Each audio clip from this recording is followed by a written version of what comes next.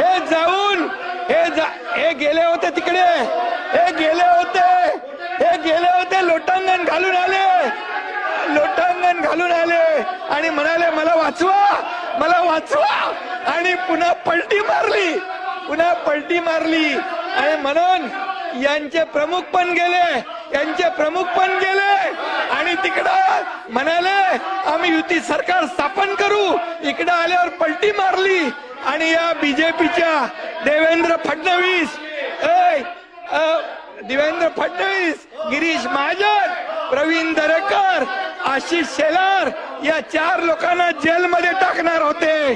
जेलमध्ये टाकून महाविकास आघाडी सरकारमध्ये भारतीय जनता पक्षाचे आमदार घेणार होते.